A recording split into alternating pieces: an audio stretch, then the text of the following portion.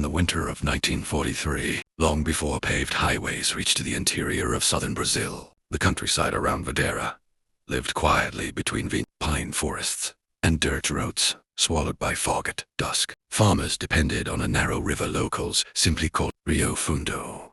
Its water was clear, cold, and trusted for generations. That trust ended in July. The first to fall ill was Antonio Keller, a woodcutter who drank from the river while working upstream. He returned home complaining of a bitter taste that would not leave his mouth. By morning he burned with fever, whispering that something moved beneath the water when he leaned down to drink. Within 3 days, he could no longer stand. Doctors blamed infection, but medicine did nothing. He died, staring toward the window, terrified of something no one else could see. Soon, others became sick. Families who collected water from Rio Fundo developed the same symptoms.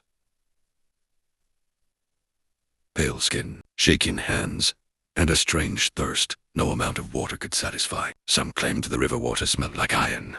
Others said it felt warm, even during freezing mornings. Priest Miguel Andrade organized prayers along the banks.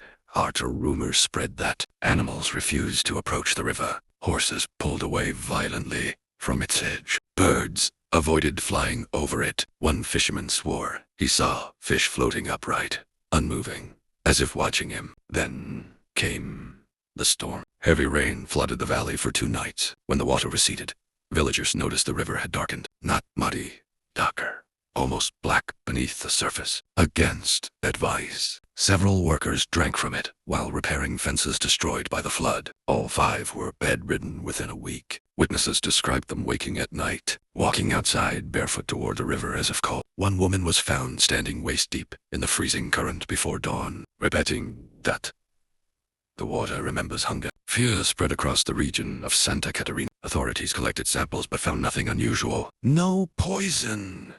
No bacteria strong enough to explain the deaths. In August, Father Miguel led a final blessing. As he prayed, the river's surface rippled despite the absence of wind. Several people claimed shapes moved below, long shadows twisting together. The priest collapsed mid-prayer, later insisting he heard voices begging him to drink. The town abandoned Rio Fundo.